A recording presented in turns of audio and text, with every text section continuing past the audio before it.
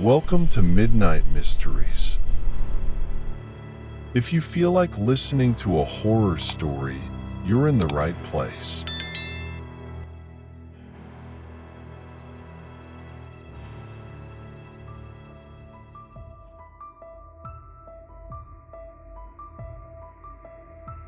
Every night, since I was very young, I've heard a light tapping on my window, just hard enough to wake me up, but it never took much for me to wake up. I've always been a pretty restless sleeper.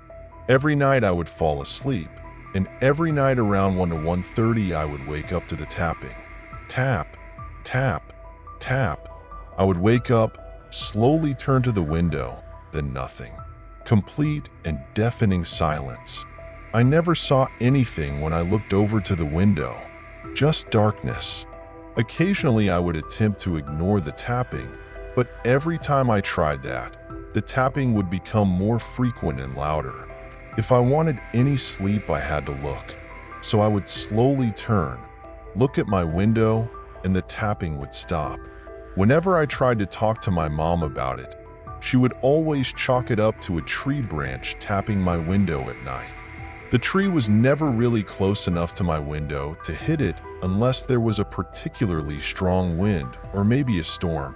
I used to sleep over at my friend Corbin's house nearly every weekend. We hung out almost every day when we were in first grade. He was my best friend. Every day we were at each other's house, playing in the seemingly never-ending woods that surrounded our houses. Corbin only lived about a 5-minute walk away from my house, so it was always very easy to see each other. The first time I slept over at Corbin's house, he said he never heard any tapping on his window, and there were no trees nearby. However, every time I slept over at his house, both he and I would hear the taps on his window. Tap, tap, tap. Both of us woke up, looked at each other, and then at the window, and the tapping would stop. We brought it up to Corbin's parents as well, and they both said that it was just the house settling. That made sense because Corbin lived in a 150-year-old farmhouse, so little creaks and taps weren't super uncommon, but the sound of something tapping on a window was very strange to me. I now know that the tapping was neither a tree nor was it the old house settling. One day, when Corbin and I were sleeping over at my house, we decided that we were going to set a camera outside in an attempt to see what branch was hitting my window. We begged and begged my mom to buy us a camera, and she finally gave in. She took us to Walmart and bought us the cheapest camera that could record video that she could find. We brought it home, and she helped us set it up and put it up in the tree facing my window. Despite our excitement, we understood that we needed to leave it be to not scare away anything that we might see. After eating our normal meal of Dino nuggets and baked French fries drowned in an obscene amount of ketchup, we went upstairs and went to bed. We were feeling as if we were trying to catch Santa Claus on Christmas Eve. As always, later that night we heard the tapping.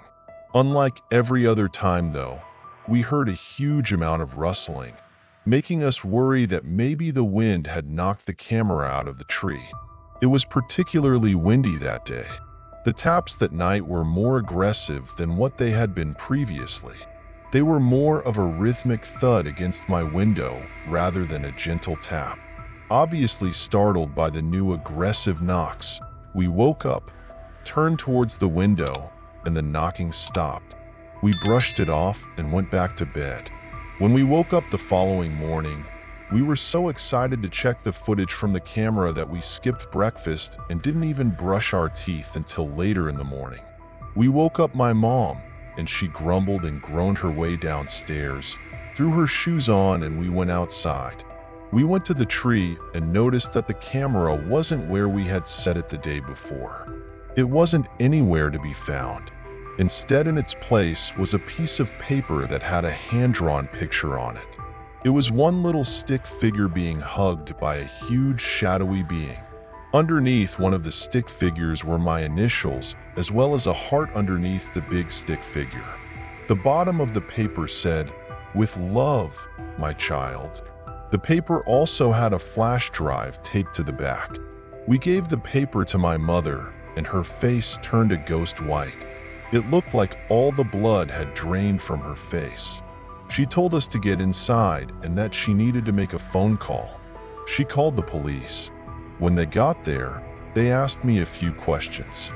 I can't remember what they asked, and really, they only talked to Corbin and me for a few minutes. I remember feeling guilty and scared when I saw my mother crying. There's something especially terrifying when you see your parents cry. It makes things seem much more real and serious. But still, as a 5-year-old at the time, I couldn't understand the danger that presented itself that day. All these years later, I finally know what was on that flash drive. It was filled with hundreds of videos of me, taken when the taps would happen in the middle of the night. Hundreds of videos and pictures of me waking up.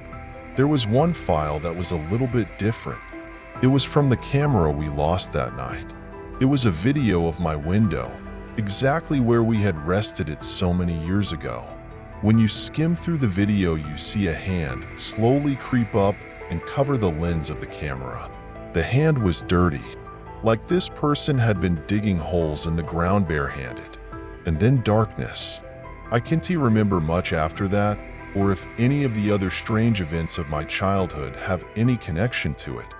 But if I remember anything else, I will update later. As of right now, it's time for me to go to bed. It's 12:57, and I don't want to miss my old friend.